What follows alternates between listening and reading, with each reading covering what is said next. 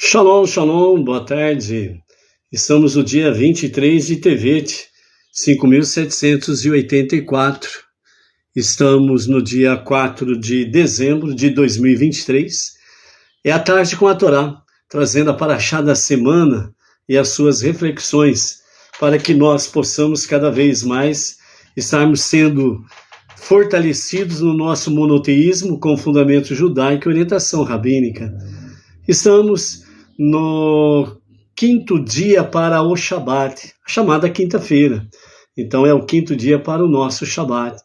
E então, amanhã, a partir das 20 horas, nós estaremos na Sinagoga Bnei Noach Regional Bauru, localizado à Avenida José Silvestre, 7-45, Jardim Silvestre 2, vizinho ali do Meridota, né? Estaremos ali celebrando o Shabat, né? E toda a comunidade Bauru e região estão convidados a estar conosco celebrando o Shabat.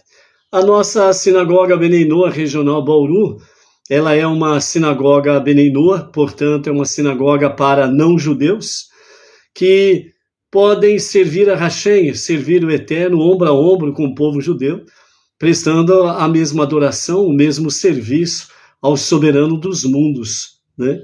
Então, é um lugar onde as pessoas querem cada vez mais conhecer o monoteísmo com fundamento judaico, uma orientação rabínica.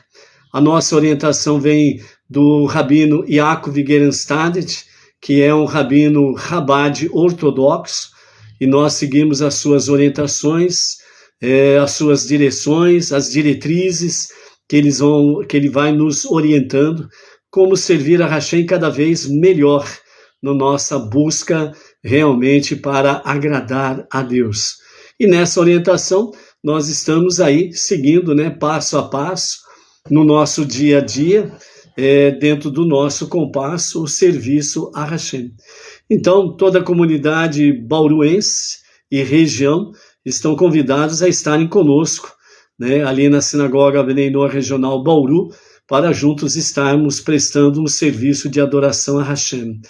O início do Shabat, que é o pôr do sol da sexta-feira até o pôr do sol do sábado, a celebração do Shabat é para que nós estejamos reconhecendo com preces especiais, com cânticos de louvor e adoração e gratidão a Hashem. É para reconhecermos que a soberania pertence somente a Ele. Ele é o único soberano. Por isso ele é chamado de El Shaddai, o Deus Todo-Poderoso. Bem como também ele é chamado de Hashem Nissi, que significa ele é a nossa bandeira, né? Então, realmente, Deus é o nosso Redentor e o nosso Salvador, ok? Então, por isso, ele é a nossa bandeira. Então, nós não temos outro Deus, além do Deus de Israel, o Deus da Torá, os 5 primeiros livros das Escrituras. Não temos outro Deus, além do Deus do povo judeu, como é desde os princípios, né? E esta é uma das características que o mundo religioso procurou, através de muito tempo, tentar apagar a memória judaica de servir a Deus, né? Por isso criaram o chamado Novo Testamento, para que realmente, como foi apregoado e ensinado por muito tempo, e fiz parte desse tempo também, quando era pastor evangélico, em que se dizia que o Velho Testamento, né, que apelidaram o Tanar, as escrituras sagradas de Velho Testamento, que não servia para mais nada, né? Então era uma forma que o mundo religioso, sistemático e anti o Deus dos judeus, era a forma de apregoar que realmente a palavra chamada Antigo Testamento não tinha mais valor. Tanto é que trouxeram a chamada teologia da substituição, que significa que Deus não quer mais o povo judeu e que agora a igreja tornou-se a noiva de Deus e que ele abandonou o povo judeu. Então essa é uma das coisas muito apregoadas, né, dentro do mundo religioso, do sistema religioso aí fora. Mas, através dos tempos, a mentira foi caindo por terra e os movimentos religiosos começaram-se a perceber que o judaísmo é, sim, a raiz e a base para todas as coisas existentes. E então começaram realmente a clamar ao Deus único, mesmo de forma ainda um pouco distorcida, mas começaram a clamar ao Deus único, bem como também, né, o grande clamor que se ouve nos últimos tempos, né, Deus acima de tudo e de todos, né, é outra característica, bem como também muitos segmentos religiosos têm se travestido de trajes judaicos, o talit, a kippá, né, tem alguns tem usado aí, até mesmo criaram, né, yeshivá, não a yeshivá judaica no sentido literal da palavra, mas formaram aí, entre aspas, né, faculdades de rabinos não judeus, ainda com misturas ainda de idolatria e companhia limitada, né? Trouxeram para dentro dos seus lugares de reuniões, chamando também de sinagoga, sem aprovação de um rabino ortodoxo, ok? E trouxeram rolos de Torá para dentro dos seus templos, né? O que não é permitido, a não ser numa sinagoga literalmente judaica, ok? Porque isso é para os judeus literalmente falando. Mas tudo isso faz parte realmente dos últimos dias. Nós não precisamos estranhar e muito menos nem ficar aí batendo, né, no sentido depressivo da questão em si. Por quê? Porque tudo isso faz parte do despertamento para os últimos dias ante a iminente revelação de Mashiach. Momentos antes da revelação de Mashiach, grandes movimentos religiosos estarão convergindo para o monoteísmo com fundamento judaico e orientação rabínica.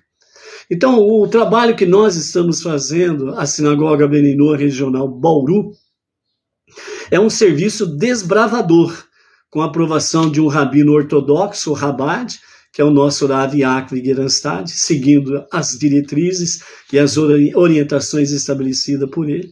Nós estamos desbravando Bauru e região, e da cidade sem limites para o Brasil e para as nações, realmente a única verdade que liberta da Torá, que é a Torá, bem como também trazendo cada vez mais o conhecimento do monoteísmo, com fundamento judaico, não pode ser diferente, e com orientação rabínica, que também não pode ser diferente. Não é rabinos nomeados por si só, por certos segmentos religiosos, que criaram, entre aspas, né, escolas de rabinos, que não tem nenhum rabino ortodoxo como diretor, orientador e algo semelhante, e não judeus começaram a se intitular como rabinos e companhia limitadas e por aí afora vai, ok? Mas faz parte desse tempo que nós estamos vivenciando ante a revelação de Mashiach a qualquer momento. Por isso, os que já estão no monoteísmo com fundamento judaico e orientação rabínica, precisa ser luz entre as nações, precisa ser uma presença divina entre os seus pares, aonde você estiver, vizinho, família, colegas de trabalho, de escola, conhecidos e desconhecidos, e por aí afora vai, para que seja acelerado, de fato, a revelação do justo Mashiach, como nós vimos no shiur passado, né, em que tanto Maimônides como nosso Rebbe Menachem Mendel fala que todo não-judeu vivendo o monoteísmo com fundamento judaico e orientação rabínica é chamado de um justo entre as nações e acelera, ombro a ombro com o povo judeu, a revelação do justo Mashiach. Esse é o nosso trabalho. Esse é o nosso trabalho. Levar cada vez mais o conhecimento dessa verdade. Por isso, de fato, né, mais uma vez falamos, a Sinagoga Beninu Regional Bauru, ela está localizada na Avenida José Silvestre, quadra 7, número 45, Jardim Silvestre 2, vizinho do bairro Meiridota, aqui em Bauru, certo? E amanhã, a partir das 20 horas, né, nós estaremos aí nos preparando para transmitir e vivenciarmos a celebração do Shabat, né, e por isso toda a comunidade bauruense e região estão convidados a estar conosco para juntos estarmos prestando esse serviço de louvor, adoração e de preces especiais a Hashem. E, obviamente, todos aqueles, né, da Cidade Sem Limites para o Brasil e para as nações estão convidados a estarem conosco também de forma virtual pela transmissão, né? Pela graça bendita de Hashem, nós estaremos novamente transmitindo através de 2 canais. O Facebook, que é esse canal aqui, que já virou tradição entre nós, não é verdade? E também pelo YouTube, pelo canal do nosso emissário Emerson Felipe da Silva, em que juntos estamos liderando a Sinagoga Benei Noach Regional Bauru, né? E através do seu canal, compartilhando a Torá, ou Jardim Silvestre Benei Noach, Jardim Silvestre 2, estaremos também transmitindo pelo YouTube, também ao vivo e a cores. Então, as pessoas têm 2 opções aí, tanto pelo Facebook como pelo YouTube, né? E pela graça de Hashem, vamos, né, não somente nós, mas todas as comunidades Benei Noach, vamos cada vez mais estarmos aí realmente, entre aspas, e no bom sentido, dominando as mídias sociais com a presença divina, com a luz divina, através destes serviços a Hashem. Ok?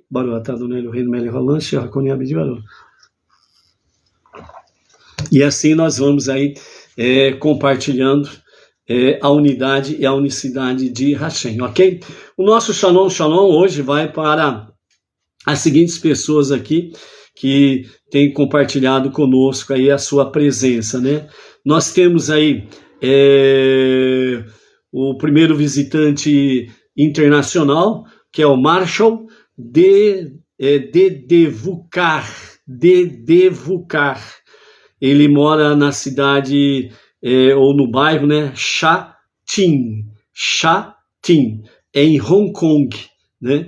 Então, esse é o primeiro contato de Hong Kong em que a Tarde com a Torá está tendo contato, né? Então, Baruch Hashem, mais um, né? Já tínhamos aí uma lista de 28 países que já tiveram e têm contato com a Tarde com a Torá, e agora mais um, Hong Kong, né? Chegando ali através de Marshall Dedevukar, né? Chegando em Hong Kong. Temos a Silvia Ferreira Assisi, São Paulo, capital, o José Gutenberg Abrantes Cavalcante, o Ben Noach César Lins Léo, de Curitiba, Paraná, Silvio Aurélio Schmidt, de Jaraguá do Sul, Santa Catarina, Laudelino Tardivo, São Bernardo do Campo, a Grande São Paulo. Outro internacional, nós temos aqui o Yosef Ben David, de Jerusalém, Israel, né? Mais um contato de Israel com a Tarde com a Torá. Graças a Hashem, temos vários contatos com pessoas de Israel. Maria José Felissati Tamborim, da cidade de Lemes, São Paulo, interior. Daniela Moser, da cidade Indaial, Santa Catarina. Temos mais um internacional, David Ben Israel. Ele mora na cidade de Medellín, que é exatamente na Colômbia. Se não me engano, Medellín é a capital da Colômbia, né? Então, mais um contato da Colômbia também. Moshe Hassulam Ben Shayar, de Manaus, Amazonas. O Cláudio Felinto, São Paulo, capital. Temos mais um internacional aqui, o Juan Vigário. Ele mora na cidade de São Luís, no bairro Vila Mercedes, na Argentina. Mais um contato da Argentina também. Justus Rambaldi, Rio de Janeiro. Orcimar Palmeirim, Macapá, capital do Amapá. Simoniel Delmiro, Monte Alto, São Paulo. Clara Ruth Cavalcante, de Marabá, no Pará, né? Então, esses são alguns contatos aí que nós temos aí, né? Baruch Hashem por isso. Temos aí a Tiesca Matos, da cidade de Eusébio, Ceará, a Maristela Maciel Cordeiro e o marido Ronaldo, da cidade de Raul Soares, Minas Gerais, a Edina Silva, aqui da nossa sinagoga Benenor Regional Bauru, o Ricardo de Araújo, né, que está aí também, o Ricardo de Araújo, se eu não me engano, ele é de Itanhaém, né, também São Paulo. A Maria do Socorro Salles, lá de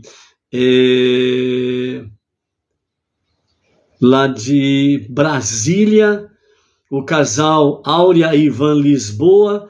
Ele está me lembrando aqui que a capital da Colômbia é Bogotá. Então, corrigindo, Ivan Lisboa, Bogotá, capital de Colômbia, né? Da Colômbia. Baruch Hashem aí, obrigado. Grato, melhor dizendo, pela informação. Muito bom. A tarde com a Torá também é informação. A Vânia Ivonete Maria da Silva, lá de Recife, Pernambuco. A Edilane Minorelli, o marido Claudemir, aqui da nossa sinagoga Benenor Regional Bauru. A Miriam Oliveira Vidal, da cidade Serra do Mel, Goiás. O casal Arlan e a Arlan e a Regina, né? Tavares, também da cidade do Ceará, não lembro direito da cidade, né? Lá do Ceará. A Tiesca falamos, né? Arlan, Edilane, Miriam, Baruch Hashem. Algum erro aí, vão corrigindo, hein, gente? Vamos lá. Baruch Hashem aí. Ok. Então, amados, a nossa paraxá de hoje, a nossa aliá de hoje, melhor dizendo, nós vamos falar um pouco sobre Moshe, o líder, né? O Arlan Tavares, né? E a esposa Ângela, corrigindo já, viu, Arlan? É a esposa Ângela, né? Tantos nomes aqui que tem hora que a gente embaralha as coisas aí, desculpa aí. Mas é o casal Arlan e Ângela Rodrigues, né? Da cidade de Pacatuba, Ceará, Baruch Hashem. Já também falando da cidade aí, Baruch Hashem. O nosso Rebbe, Menachem Mendel, ele fala o seguinte sobre a nossa paraxá desta semana. Ele diz assim: ao final desta semana, da porção da Torá Shemot, Moshe e Arão vão ao faraó exigir que liberte os filhos de Israel do cativeiro. O faraó respondeu: por que vocês, Moshe e Arão, atrapalham o povo em seu trabalho? Vão tratar das suas tarefas.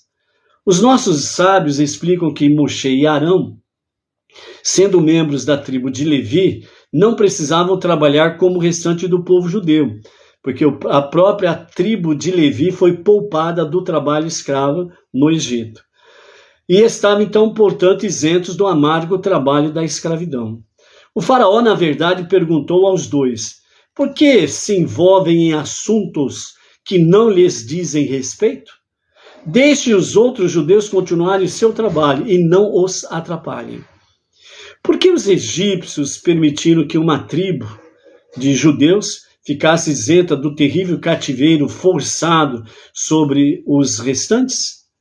Os egípcios reconheceram que cada nação deve ter seus líderes e os seus professores, a quem o povo pudesse se voltar em busca de orientação espiritual. Ou seja, mesmo com toda a perversidade do Egito, porém o Paró, ele reconheceu que todo povo, ele precisa ter, sim, os seus líderes e os seus professores.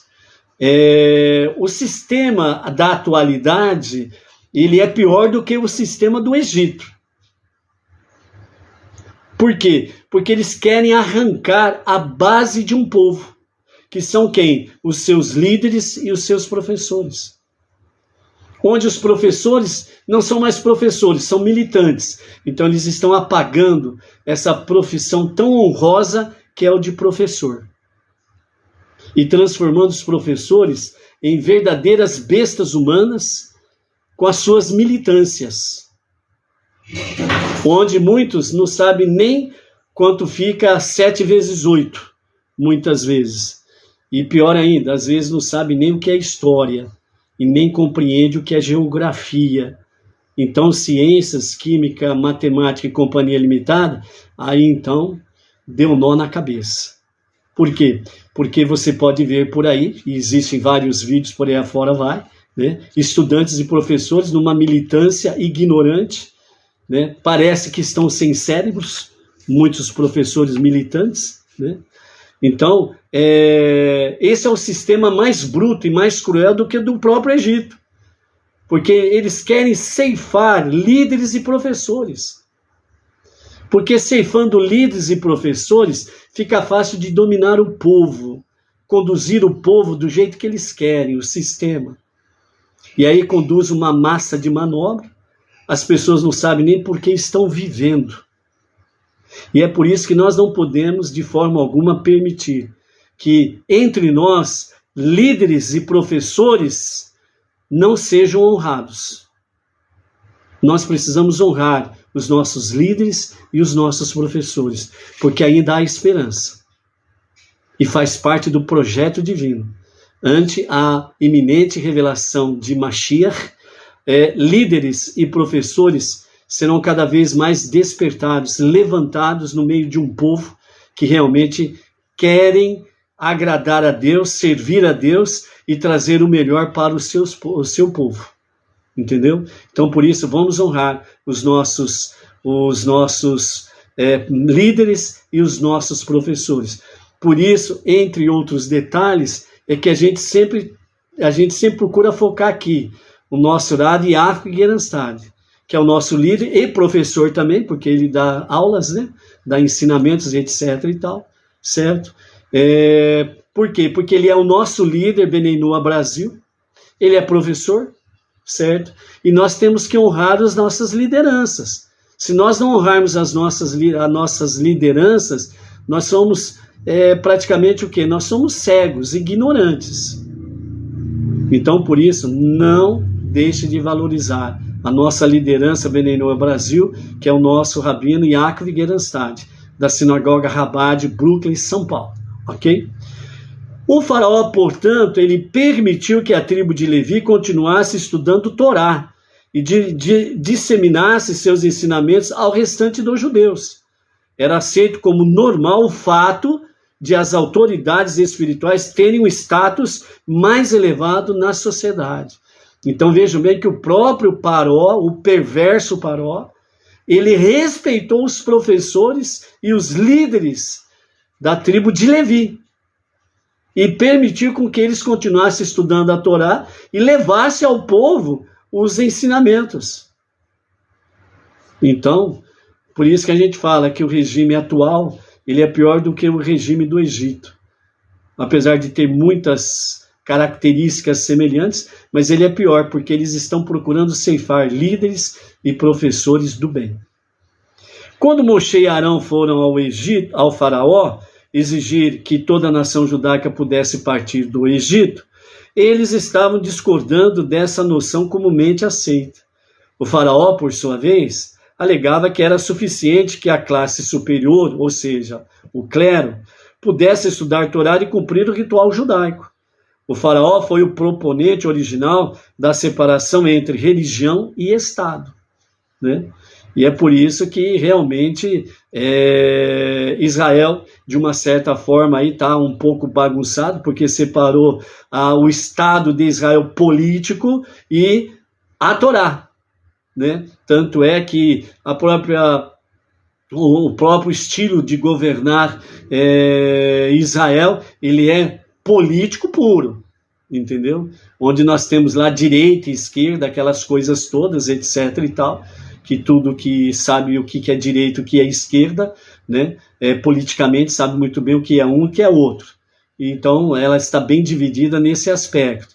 Então a Torá, ela precisa ser restaurada em Israel para que realmente não tenha nem direita e nem esquerda. Tem a Torá.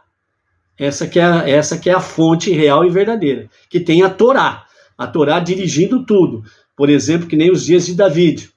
Quando saía para a guerra, a tribo de Levi, os sacerdotes iam à frente, levavam a arca sagrada à frente, né? E eles estavam presentes no fronte da guerra com Davi e os seus exércitos, né? Então, é o que nós estamos vendo atualmente, mais recente, né?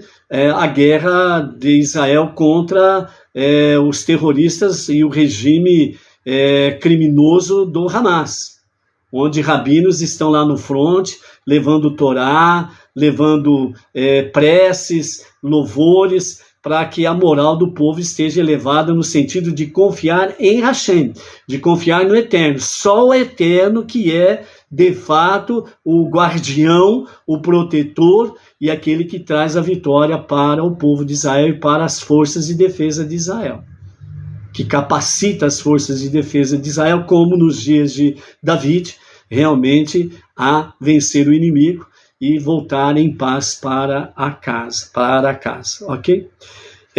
Então o rei egípcio não objetou aos levitas estudarem a Torá, ele não quis negar totalmente os anseios espirituais e intelectuais dos judeus, ele buscava meramente perpetuar a opinião religiosa, aliás, a opinião egípcia, que via os dois âmbitos, o civil e o religioso, como dois conceitos opostos e separados, né?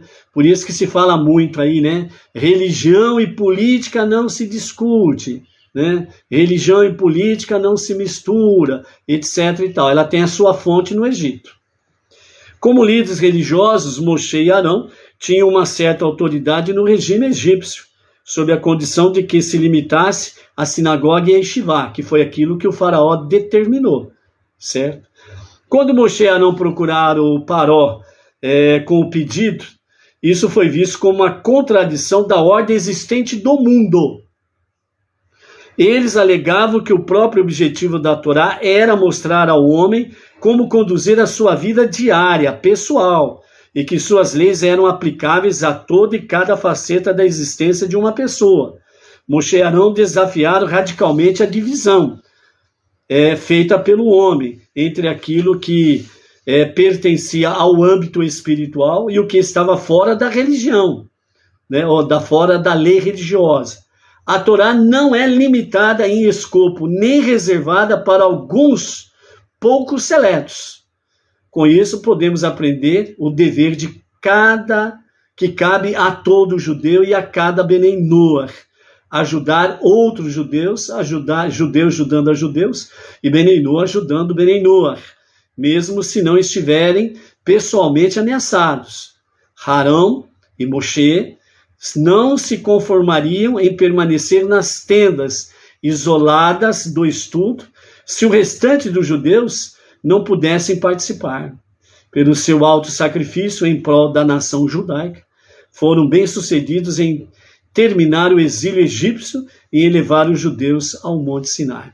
Ou seja, resumidamente aqui, o que o nosso Rebbe Menachem Mendes está dizendo é o seguinte: se Moshe e Arão se limitassem a ficar dentro das tendas e não se envolvesse politicamente com o Egito, entre aspas, o povo judeu estava escravo até hoje, por assim dizer, entendeu? Então, a questão é que nós precisamos realmente ter sabedoria, discernimento, para poder ver aonde que nós podemos entrar com a Torá, com as 7 leis universais. E não sermos isentões, ficar em cima do muro, nem por um lado, nem pelo outro. O nosso Rebbe Menachem Mendes traz o exemplo de Moshe e Arão. Moshe e Arão desafiaram o sistema existente no mundo daqueles dias. Deixa sair, levar o recado de Deus para o faraó. Deixa sair o meu povo para me servir. E o faraó achou isso uma afronta dentro desse aspecto aí, né? E Moshe e Arão desafiaram o sistema.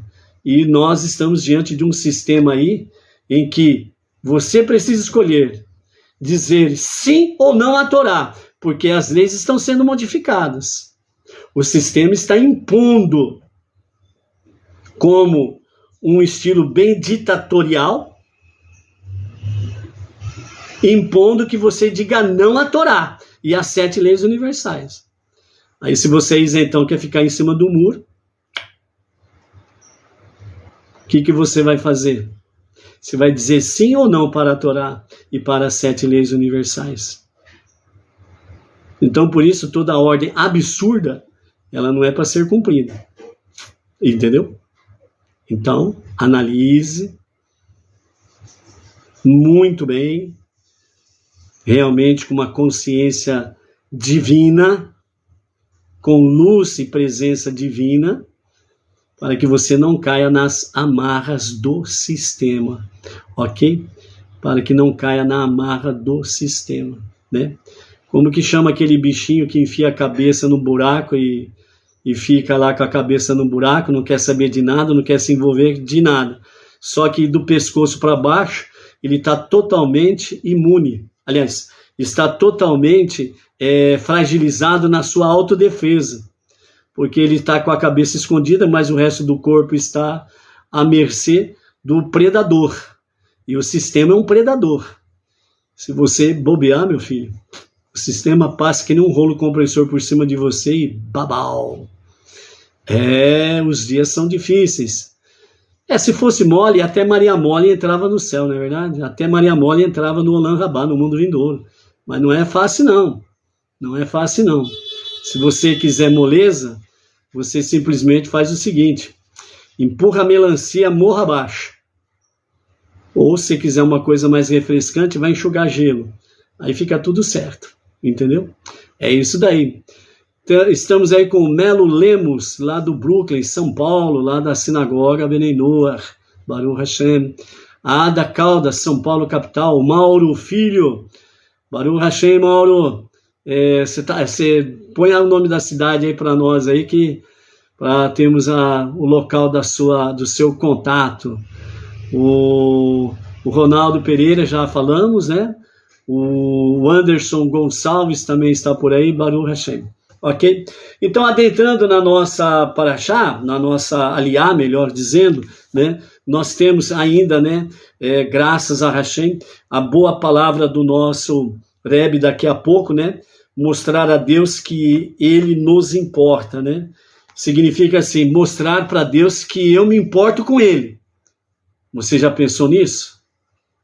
Eu me importo com Deus? Deus precisa disso? Será?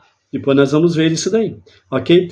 Então até agora nós já vimos as heroínas, né, que nós contemplamos aí na terça-feira passada.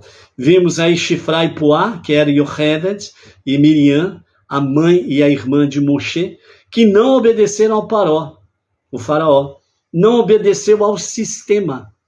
O sistema disse para elas: matem todos os meninos judeus que nascerem e joguem no Nilo.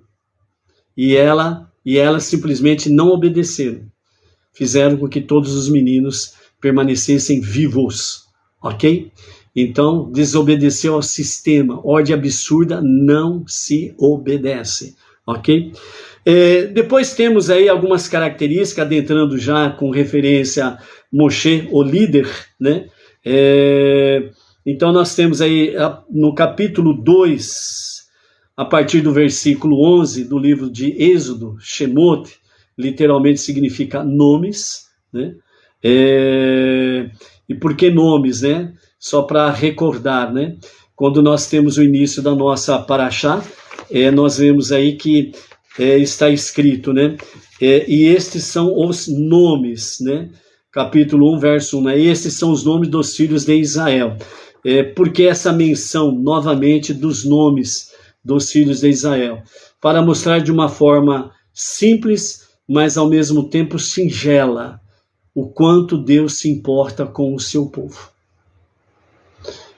Ao citar os nomes, Deus está dizendo: vocês são importantes para mim. Entendeu? Então, esse é o grande significado dos nomes aí. Depois, no capítulo 2, ainda no verso 11 em diante, nós temos lá, né? Aliás, no capítulo 2,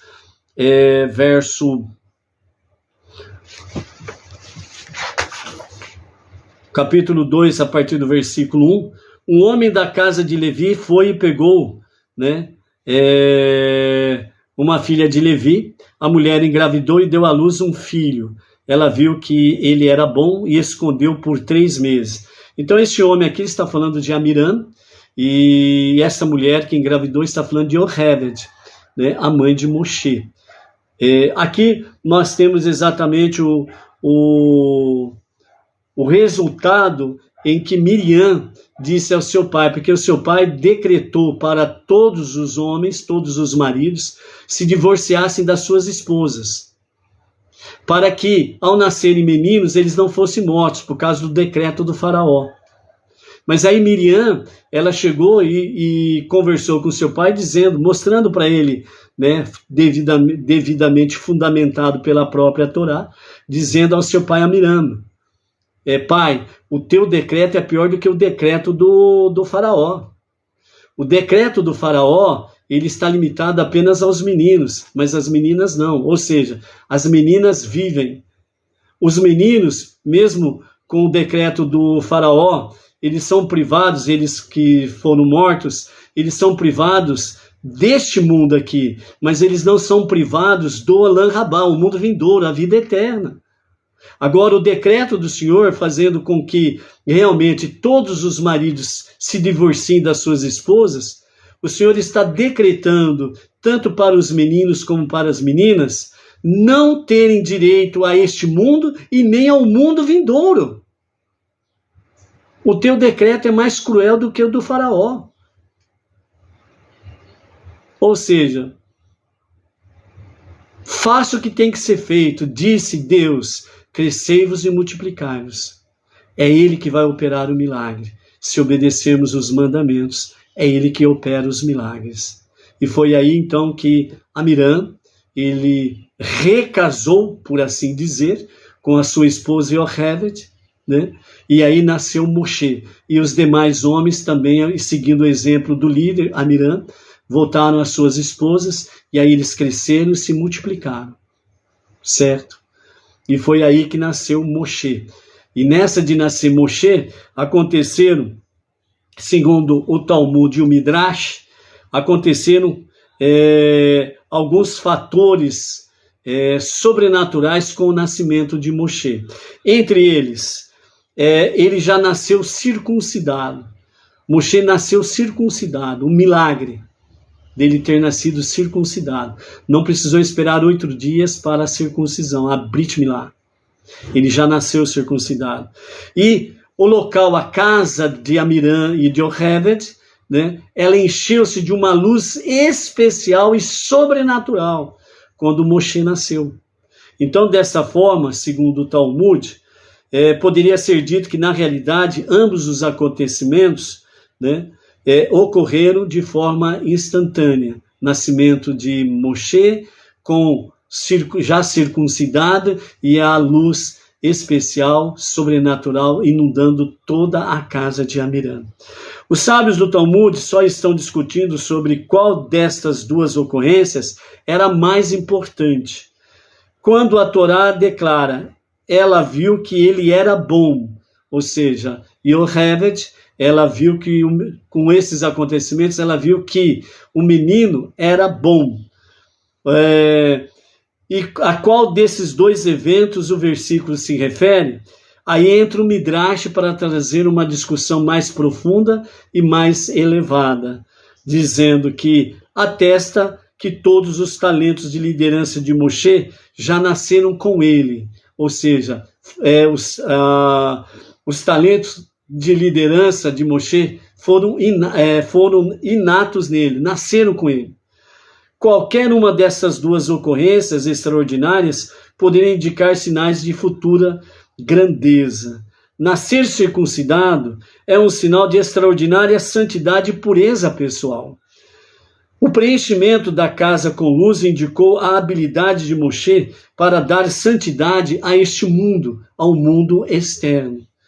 Então, as duas opiniões do Talmud estavam discutindo qual era o principal talento de liderança de Moshe: a sua conexão pessoal, sem igual com Deus, ou a sua habilidade de iluminar os outros, né? Então, realmente, o nascimento de Moshe foi algo sobrenatural, estupendo. E então, devido ao decreto ainda do rei, do faraó, né? Então aí, depois de 3 meses, então Yocheved prepara um cesto de juncos e reveste com argila e piche e coloca a criança nela. Ela o colocou nos juncos perto da margem do Nilo, e a sua irmã Miriam permaneceu à distância para ver o que lhe aconteceria. Então, quando fala que a cesta de junco revestiu-a com argila e piche, significa na parte interna do cesto foi revestido com argila, e na parte externa foi revestida com piche. O piche ficou para o lado de fora, e segundo os sábios, fala que o piche ficou por fora devido ao seu forte cheiro, para não interferir na sensibilidade de Moshe. E por isso, para o lado de dentro, foi revestido de argila, para que o cheiro do piche não adentrasse ao interior do cesto, entendeu? Para preservar a sensibilidade de Moshe. Então, essa foi a diferença. E ali foi colocado perto da margem do Nilo, né? E a sua irmã permaneceu à distância. Já no verso 5 do capítulo 2, nós temos aí que a filha do faraó, conhecida como Batiar, desceu para se banhar no Nilo, enquanto suas servas andavam ao longo da sua margem. Ela viu o cesto dos juncos e mandou sua serva que a trouxesse. Ela abriu o cesto e viu o menino. Um jovem estava chorando, e ela teve pena dele. É um dos meninos hebreus, ela disse. Ela reconheceu que era um menino hebreu, ok? Então a irmã de Moshe, que estava à distância, se apresentou à filha do faraó. Devo ir e chamar uma ama de leite das mulheres hebreias para amamentar a criança para você? Por que que Miriam fez isso? Porque quando Batiá, a filha do Paró, ela recolheu o cesto e viu que era um menino hebreu, né? Ela chamou amas de leite para dar de mamar para aquela criança que estava chorando. Mas ele recusou mamar nas amas de leite egípcias. Então aí Miriam, ela se apresenta a Batiá e diz: não seria melhor que eu buscasse uma ama de leite entre as mulheres hebreias para amamentar a criança? E foi aí que no verso 8 a Batiá responde a Miriam: vá e traga uma ama de leite, né? E Miriam foi exatamente buscar quem? A sua mãe, a mãe de Moshe, né? E então ela trouxe a própria mãe do menino como ama de leite, e então Batiá entregou a criança a ama de leite, né? Ela não sabia que se tratava da própria mãe daquela criança.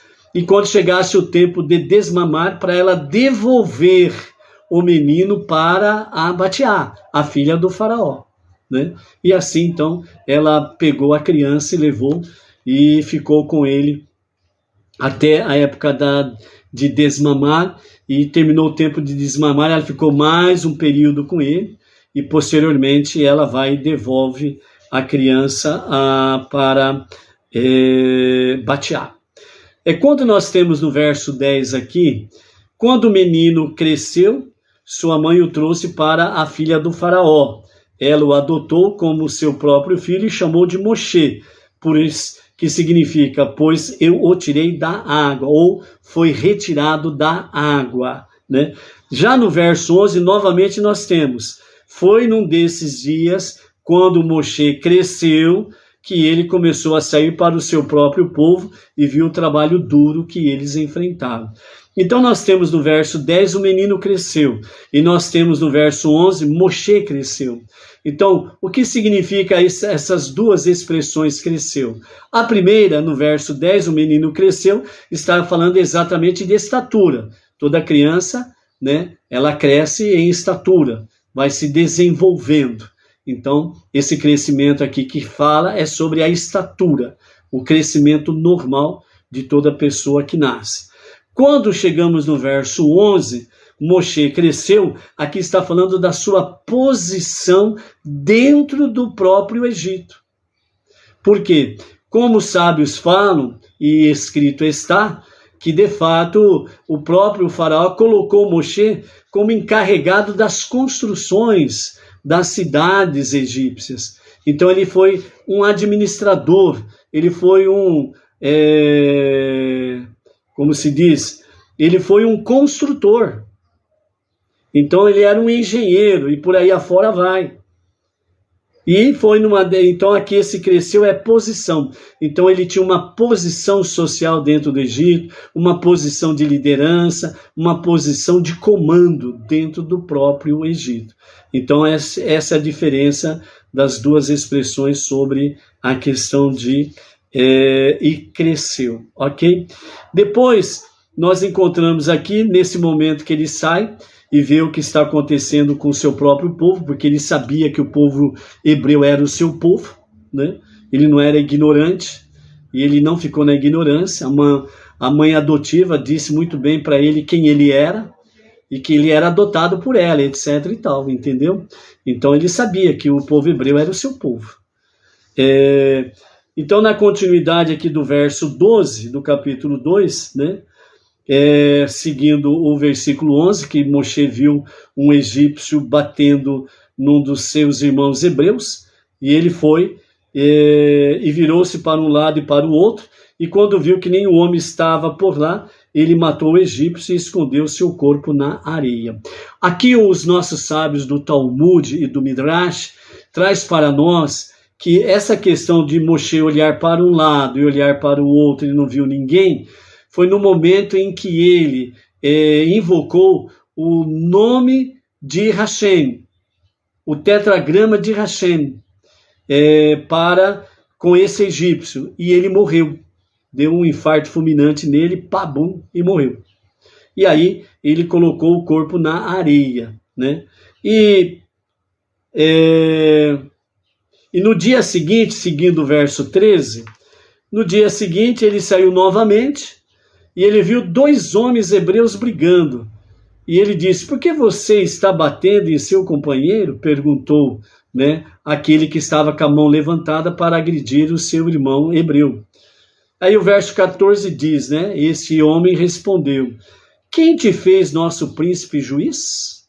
Você pensa em me matar como matou o egípcio? E Moshe ficou amedrontado e disse: o incidente ficou conhecido. Segundo os nossos mestres, né, esses 2 homens que estavam brigando eram exatamente Datã e Avirã, que vai dar muita dor de cabeça para Moshe depois, ok? E nós vamos acompanhar aí na história da libertação e o caminho pelo deserto, Datã e Avirã sempre no meio das rebeliões, ok? E aí então ele viu que realmente o fato não estava acobertado como ele pensava, da morte do egípcio. Então aí o verso 15 diz, né? Quando o faraó ouviu acerca da ocorrência, então ele tentou matar Moshe. E Moshe fugiu do faraó e mandou para a terra de Midian, né? Onde ele foi se refugiar, né? Há um Midrash que nos fala que quando Moshe foi preso, porque aqui fala que ele fugiu do faraó, né? Então ele foi preso e ele foi condenado à morte, né? Quando o faraó ele dá a ordem para o carrasco, o carrasco ele fica surdo e ele não entende a ordem que o faraó dá, que era para matar Moshe. Então aí Moshe ele aproveita e foge, né? E aí vai para a terra de Midian. E lá chegando na terra de Midian, verso 16, o governador de Midian tinha 7 filhas, elas vieram tirar água e estavam começando a encher os tanques para dar de beber ao rebanho de seu pai. Outros pastores vieram e tentaram afugentá-las. E Moshe, que ali se encontrava, se levantou e veio em seu auxílio.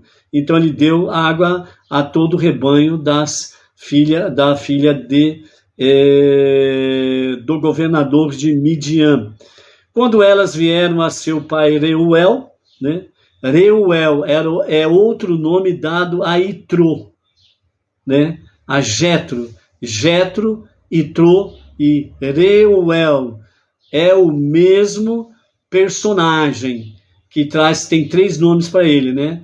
O Jetro, Itrô e Reuel, ok? Reuel significa amigo de Deus. Reuel. E lhe perguntou: como vocês conseguiram vir tão cedo hoje? E elas disseram: um homem egípcio nos salvou das mãos dos pastores. Ele também tirou água para nós e deu de beber ao nosso rebanho. E onde ele está agora? Perguntou às suas filhas. Por que vocês abandonaram o homem? Convide-no e que ele coma pão conosco. Moshe aceitou morar com o homem e ele deu a Moshe, a sua filha de Sípora, como mulher. Ela deu à luz a um filho que Moshe chamou de Gershom, que significa eu tenho sido um estrangeiro, um ger, estrangeiro, numa terra estranha, né? Aqui nós temos pelo Talmud e pelo Midrash, né, os sábios trazendo que uma compreensão mais profunda através da Torá, explicando essa passagem aqui, até o momento de Moshe desposar de Sípora, né? Então, quando ele chega na casa de Reuel, e ele conta a história dele, e ele conta por que fugiu do Egito, né? E aí ele se revela realmente como um hebreu, e que ele estava fugindo do faraó. Então, segundo os nossos mestres falam, dentro do Talmud e do Midrash, que Itrô, ou Reuel, ele colocou Moshe num poço, um poço também seco, né? E ele colocou ali naquele poço e deixou Moshe ali, porque ele não sabia se o faraó viria com o exército dele atrás dele, de Moshe, e se ele estivesse vivendo numa boa ali, tanto a casa de Reuel como toda a vizinhança poderiam ser punidos pelo exército do faraó. E segundo os nossos sábios falam que ele ficou 14 anos ali dentro daquele poço. Ah, mas ele não morreu de fome? Não, não morreu de fome nem de sede. Por quê? Porque Sípora todo dia levava para ele água e alimentos durante os 14 anos. E quando finalmente Reuel tirou Moshe do poço, ele deu Sípora como esposa para Moshe. Então nós temos aí essa linda história de Sípora e Moshe, ok? E a partir do versículo 23 do capítulo 2 ainda, né? Aí nós temos aí que Reuel, ele coloca, né, Moshe como pastor, né, dos seus rebanhos, e ele então fica pastoreando os rebanhos do Paró, né? E aí ele vai lá nessa de pastorear, e depois ele tem a visão da sarça, né? A sarça ardente. Então o Rashi, ele fala sobre isso, né? O arbusto, né? O arbusto da sarça ardente, ou arbusto ardente. Então o Rashi, ele comenta da seguinte forma.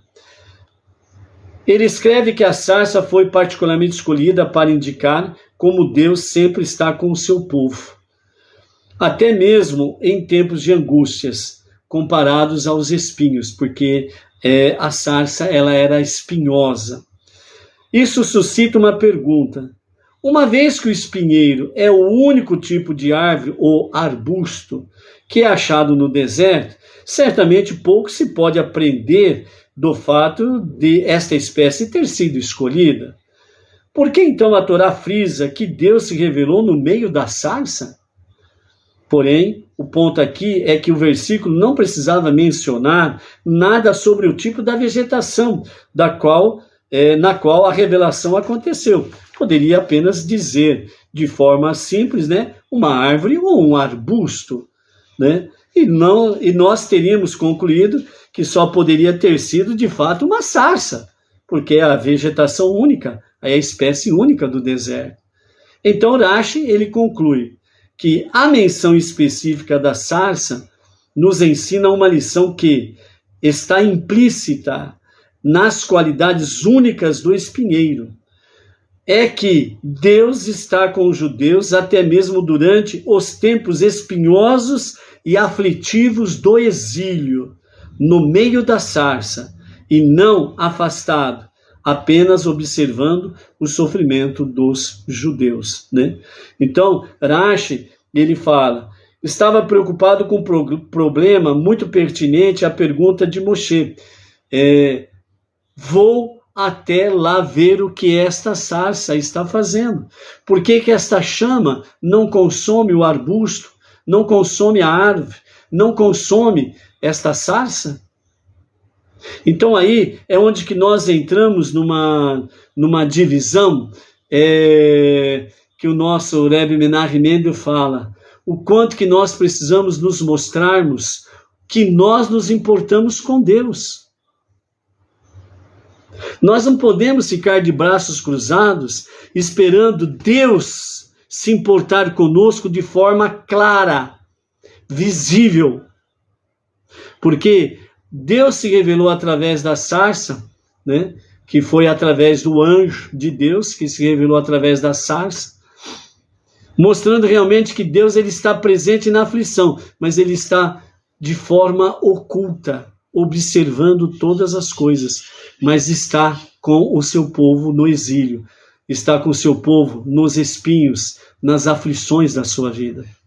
Isso nos mostra a lição de que, nos nossos momentos mais difíceis da nossa vida, nós não estamos sozinhos. Nós estamos realmente sendo observados por Hashem. Ele está conosco de forma oculta, ou seja, não é uma forma clara, mas ele está oculto. Ou seja, nós não estamos sozinhos. O povo judeu não estava sozinho. E isso que traz para nós realmente essa questão, que nós precisamos confiar em Deus. Ou seja, seja qual for a situação, em qualquer tempo, em qualquer lugar, em qualquer circunstância, não estamos sozinhos. Deus permanece conosco, como ele permanecia com o povo judeu no exílio no Egito. É emuná e bitachon, fé e confiança, ok? Depois nós chegamos realmente no diálogo entre Moshe e Deus, né? Sobre essa questão o diálogo entre Deus e Moshe, né? E aí então é onde que Deus fala para Moshe para ele libertar o povo, e segundo os nossos mestres diz que essa discussão demorou uma semana, que Moshe procurava sair fora de qualquer jeito, ele arrumava desculpas para tudo, mas no final de uma semana ele viu que não tinha jeito, e aí ele realmente acabou aceitando a função para ser líder. Mas aí nós temos no capítulo 3, né, principalmente aí os versos 13 até o verso 15, Moshe disse a Deus, quando eu for aos filhos de Israel e disser, o Deus de seus pais me enviou a vocês, eles me perguntarão, qual é seu nome? O que deverei lhes dizer? Isso é o que você deve dizer aos filhos de Israel, disse Hashem. Erie, Asher, Erie. Ou seja, eu serei o que eu serei. É a tradução literal. Erie, Asher, Erie. Eu serei o que eu serei. É a tradução literal. Então disse, isso é o que você deve dizer aos filhos de Israel. Erie, ou seja, eu serei, enviou-me a vocês. Este é meu nome eterno, diz o Eterno no verso 15, ok? Então aqui, Rashi ele traz de forma explicativa, está procurando por um problema muito pertinente a pergunta de Moshe. Ele me perguntou, qual é seu nome, né? Como pode o povo judeu, né, não saber o nome de Deus? Então Rashi diz, Moshe diz, Assim eu irei aos filhos de Israel e direi: o Deus de seus pais me enviou a vocês. Com essa declaração, nós vemos que Moshe estava completamente ciente que a tradição e a convicção em Deus entre os judeus ficara intacta. Então ele estava reconhecendo isso. Obviamente, se eles estavam cientes da existência de Deus, eles deveriam se referir a ele através de um nome em particular, especialmente ao se dirigir a ele em preces, etc. e tal. Assim, por que Moshe teria qualquer preocupação de que os judeus perguntassem qual é seu nome? Rashi concluiu que Moshe estava apreensivo não de um questionamento dos próprios judeus, mas realmente sobre a questão do desafio. Tendo sofrido trabalho escravo severo e a matança de milhares de crianças judias, eles teriam uma reclamação séria para falar. Se Deus se preocupa tanto conosco, e Ele está dizendo: eu tenho visto o sofrimento de meu povo no Egito, pois eu estou ciente de seu sofrimento, eu também vi a pressão com a qual o Egito os está subjugando. Então, por que Ele, em primeiro lugar, nos pôs nesta situação? Então, a preocupação de Moshe era essa, por isso que ele pergunta: qual o seu nome? Porque nesse sentido é que o povo lá no Egito iria reclamar com Moshe, dentro desses questionamentos. Então a preocupação de Moshe era esta: quando ele fosse aos judeus e dissesse: o Deus de seus pais me enviou a vocês, eles iriam responder: qual é o seu nome? Que tipo de nome ou conduta é essa que ele só nos escuta depois de trabalho forçado e o assassinato de nossas crianças? Consequentemente, Moshe disse a Deus: o que deverei lhes dizer? Então Moshe estava querendo, da parte do Eterno, como que ele deveria responder a esse questionamento. Essa era a preocupação dele. Então, porque ele se sentia que eles tinham uma reclamação justificada. Por conseguinte, então Rashi explica que Deus respondeu: eu estarei com eles em sua necessidade. Não é que Deus negligencia o sofrimento do povo judeu, e sim, ele tem empatia com a dor deles, como o versículo declara lá em Isaías capítulo 63, verso 9. Toda a sua dor também é dor para ele, o Eterno. Isto, porém, requer uma pergunta: se Deus se aflige tanto, por que ele permite que isso ocorra? Para tratar deste problema, Deus mais uma vez responde a Moshe dizendo: você deve dizer aos filhos de Israel: Deus, o Deus de seus antepassados, o Deus de Abraão, o Deus de Isaac, o Deus de Jacob, me enviou a vocês. Este é meu nome eterno. Então esse versículo, ele dá ênfase em 2 pontos, segundo Rashi. Primeiro, o nome divino Havaiê, que está implícito dentro do tetragrama sagrado. É empregado indicando o atributo de Deus de misericórdia. Então a expressão Havaiê, que é muito usado pela Kabbalah, ela fala sobre o Pai das misericórdias, ou seja, está implícito exatamente em Hesed, na bondade, na misericórdia, na compaixão de Deus, ok? O segundo ponto é: Deus diz em referência a este nome: este é meu nome eterno. Então a palavra eterna no hebraico é Leolam, Leolam. E na escrita em hebraico, Leolam, ela vem com a ausência da letra Vav. Então, dentro da característica literal hebraica, então, Leolam é escrito com Lamed, Ain, Lamed e Men Sofi. Então, não tem o Vav entre as 4 letras. Quando coloca o sinal massorético, então entre as 4 letras tem aquele ponto em cima, entre o Ain e o Lamed, o segundo Lamed. Leolam, Lamed, Ain, Lamed e Men Sofi. Então, quando coloca o sinal massorético, então entre as 4 letras, dividindo 2 para um lado e 2 para o outro, tem lá o pontinho massorético em cima, certo?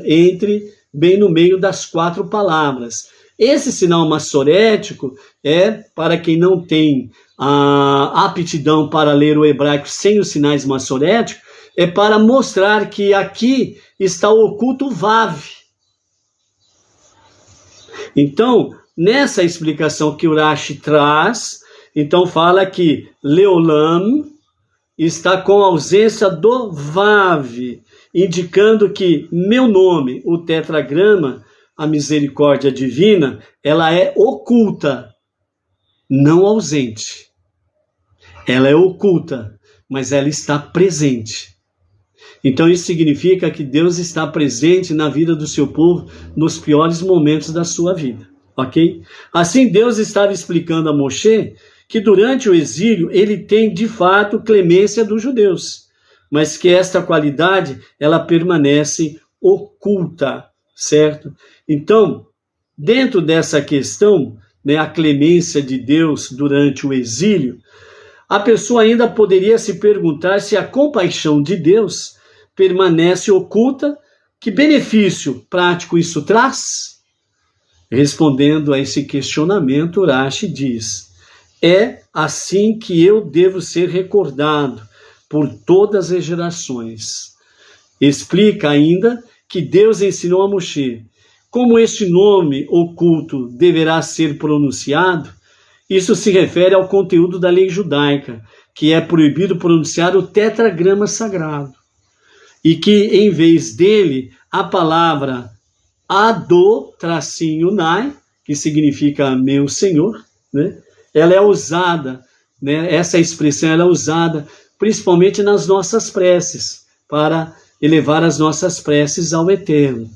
Por isso, o tetragrama sagrado, pela lei judaica, halachá, né? O tetragrama sagrado não é para ser pronunciado, certo? Ele está oculto. Ele só será restabelecido nos dias de Mashiach na redenção final, né? Então, por isso, o tetragrama sagrado não é para ser pronunciado, não é para ser escrito em lugar algum, em absoluto. É reverência, respeito para com o tetragrama sagrado de Hashem. Por isso, segundo os sábios, a expressão mais próxima do tetragrama sagrado é Ado-Nai. Nós falamos o nome inteiro quando nós falamos as nossas preces. Nas nossas preces nós falamos Ado-Nai, sem o tracinho, falamos o nome completo, né? Então, mesmo em explicações, se usa o tracinho para poder explicar, porque não é para ser pronunciado fora das preces. Isso é reverência, é respeito, certo? Para com o soberano dos mundos, para com Deus. Então, quem teme a Deus e ama a Deus, então ele respeita a halachá. Ele não pronuncia o tetragrama sagrado e muito menos escreve em qualquer lugar. Seja qualquer lugar mesmo, não é para ser escrito. Esta lei tem uma implicação dupla. Por um lado, é proibido pronunciar o tetragrama, indicando que a misericórdia de Deus, representada por este nome, está oculta. Mas, por outro lado, o termo Ado-Nai não é uma alternativa para o tetragrama usada em tempos de exílio, mas uma substituição. Assim, quando um judeu ou um Benei Noach, né, usa o termo Ado-Nai, ele está, na realidade, se referindo ao próprio tetragrama. Por isso que Ado-Nai também não é para ser pronunciado fora das preces. Ou quando você está fazendo a sua prece, né, o seu clamor a Deus, o seu pedido de socorro ao soberano, você pode usar o nome completo, Ado-Nai sem o tracinho, porque você está se expressando a ele em prece, em oração. Entendeu? Então você está clamando por misericórdia. Aí você pode falar. Por conseguir, e outra coisa, né? Tudo isso porque a expressão Adô-Nai é o que mais se aproxima da realidade do tetragrama sagrado. E quem pronuncia Adô-Nai, ele está se referindo ao próprio tetragrama, por isso que não pode ser feito de forma vulgar, também não pode ser escrito em lugar nenhum, você entendeu? Tem pessoas que escrevem principalmente não judeu, que começa a viver uma prática judaica, da fé monoteísta com fundamento judaico e orientação rabínica, ele começa até mudar o seu nome. O seu nome é o seu nome, ponto final. Você não tem que mudar seu nome. É o seu nome. Nos dias de Mashiach, realmente, Deus vai chamar o Mashiach vai chamar cada um pelo seu nome. E aí que nós vamos saber realmente o nome real, verdadeiro de cada um. Até lá a gente não tem que ficar aí mudando. E tem pessoas que colocam lá, se identifica Adô-Nai, só que ele nem põe o tracinho, ele coloca já o nome inteiro. Bem David, por exemplo. Então ele começa a se manifestar dessa forma, está totalmente errado. Ele está implícito dentro de não blasfemar contra o nome de Deus, ele está blasfemando contra o nome divino. Então nós precisamos tomar cuidado. Por isso que o monoteísmo precisa ser com fundamento judaico e orientação rabínica, mas de rabino mesmo, ortodoxo, dentro da halahá judaica. Não, certo? Então cuidado com essas expressões que você usa aí, ok? Então, por outro lado, a lei revela o atributo de Deus de misericórdia durante o exílio. E por um lado é oculto, impronunciável. Por outro lado, não obstante, é ativo. Podemos nos referir diretamente a ele através nas preces, Adô-Nai. Assim, ao ensinar esta lei a Moshe, Deus explicou o paradoxo aparente de seu comportamento misericordioso durante o exílio. Pois assim como no tetragrama, a clemência de Deus está presente e ativa no exílio, mas seus feitos são ocultos. Moshe teria, então, uma resposta completa à pergunta que os judeus questionariam sobre os modos e o nome de Deus. Ok? Então, depois da verdadeira e completa redenção pelo nosso justo Mashiach, toda a carne verá junta que a boca de Deus, no caso Havaie, falou, como diz Isaías capítulo 40, verso 5. Então será permitido pronunciar o tetragrama, exatamente como ele é escrito. Então é aí que vamos conhecer a verdadeira expressão do tetragrama sagrado. Até lá, ele está oculto. Depois da destruição do segundo templo, ficou completamente oculto a expressão correta do tetragrama sagrado. Por que Moshe foi escolhido por Deus para ser o líder do povo judeu? Segundo os nossos mestres, fala que realmente o povo judeu, fala que o justo, ele é provado para ver se ele pode ou não ser realmente líder sobre o povo. Então, todo líder sério, para poder chegar à liderança de um grupo, de uma comunidade, de uma sinagoga, no caso nosso específico, sinagoga Bnei Noach, literalmente falando do povo judeu, todo líder do povo judeu precisou passar por provas dificílimas, por intensas provas, antes de chegar à liderança. E Moshe não foi diferente. Então, vimos aí até que ele precisou fugir do faraó, etc. e tal. Depois ele ficou, segundo os nossos sábios, ele ficou 14 anos no poço, lá em Midian, sendo alimentado diariamente por Tsípora, que posteriormente tornou-se sua esposa.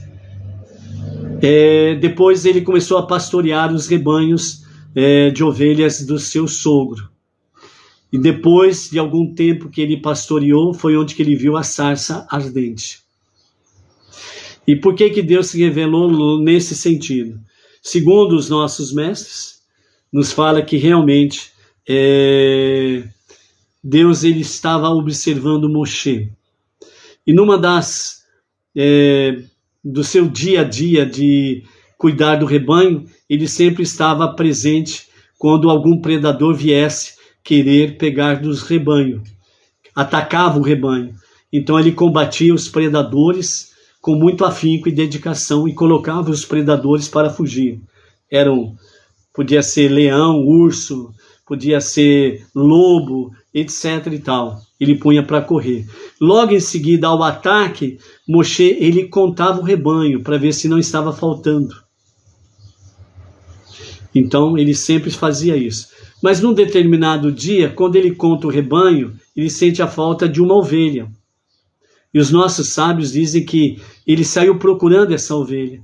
E, distante do rebanho, ele acabou encontrando aquela ovelha que estava próximo a uma corrente de água e estava tomando água. Então Moshe se expressou dizendo: não sabia que você estava com sede, senão teria trazido você aqui. Então ele esperou que aquela ovelha tomasse a água necessária. Aí ela parou de tomar água, então ele pegou aquela ovelha nos seus braços e trouxe-a para junto do rebanho. Então esse carinho mostrou que ele era apto para cuidar do rebanho de Deus. Mas não foi só isto, no sentido de pegar aquela ovelha e colocá-la nos seus braços e levá-la junto do rebanho. O ato em si de Moshe pegar aquela ovelha nos seus ombros, nos seus braços, né, foi para mostrar para aquela ovelha o quanto que ela era preciosa e o quanto que ela era amada por ele. E também, ao pegá-la nos seus braços, ele estava mostrando para ela que o lugar dela não é ficar separada do rebanho, que o lugar dela é junto com o rebanho. Então, quando ele chega com ela nos braços, então ele coloca no meio das outras, mostrando para ela: aqui é o teu lugar, junto com as demais ovelhas, junto com as suas irmãs e os seus irmãos. Então, a mensagem que fica por aqui, nesse aspecto, Moshe, o líder, mostra para nós que a ovelha, e nós temos aí o Salmo 23 que fala bem claro, né? Adonai Eloi, né? Nos falando exatamente que o Eterno, ele é o nosso pastor e por isso nada nos faltará, né? Ou o Eterno é meu pastor e por isso ele não me faltará, numa tradução mais correta. E não nada me faltará, né? A tradução mais correta o Eterno é o meu pastor e por isso ele não me faltará. É a mesma coisa de estar a misericórdia de Hashem oculta junto com o povo no exílio, ok? Então a mensagem que fica aqui é que Emuná e Bitahon, fé e confiança em Deus, só ele é o provedor de todas as coisas para nós. Somente ele é o verdadeiro pastor do seu povo, o povo judeu, e ele é o único e verdadeiro pastor de todo não-judeu que abraça a fé monoteísta com fundamento judaico e orientação rabínica. Todos aqueles que se refugiam nele, ele se torna o seu pastor também. E a questão essencial nós precisamos estar junto com o rebanho de Deus, ombro a ombro, o filho primogênito de Deus, o povo judeu. E todo não-judeu que vive o monoteísmo com fundamento judaico e orientação rabínica está no rebanho de Deus, faz parte do rebanho de Deus. Então, por isso, nada e ninguém deve separar você do rebanho de Deus. Seja em qualquer tempo, seja em qualquer época. Se você é de fato uma ovelha do aprisco de Hashem, nada e ninguém pode separar você do rebanho. Você não pode fazer igual aquela ovelha que se desgrudou do rebanho e foi sozinha beber água. Ou seja, ela sozinha está à mercê do predador. Ela sozinha é fraca. Ela não consegue se defender. e ela fica à mercê do predador. Isso é um exemplo para nós, que o nosso lugar é junto com o rebanho de Deus. E nós precisamos nos somar, nós precisamos nos unir cada vez mais, para que o rebanho de Deus seja forte, e que através do rebanho, Deus seja revelado às nações, aos povos, e que o justo Mashiach se revele a qualquer momento, e a qualquer momento mesmo. Amém. Amém. Com a graça de Hashem, o aviso para amanhã, sexta-feira, né? Amanhã, o horário de acendimento das luzes especiais de Shabbat, às 18h38. E a partir das 20 horas, diretamente da Sinagoga Benei Noa Regional Bauru, da cidade Sem Limites, para o Brasil e para as nações, nós estaremos transmitindo a celebração do Shabbat, ok? E no sábado, a partir das 14 horas, estaremos aqui à tarde com a Torá. Desde já para você e toda a família e todas as comunidades Benei Noa, desde já um Shabbat Shalom. Até mais.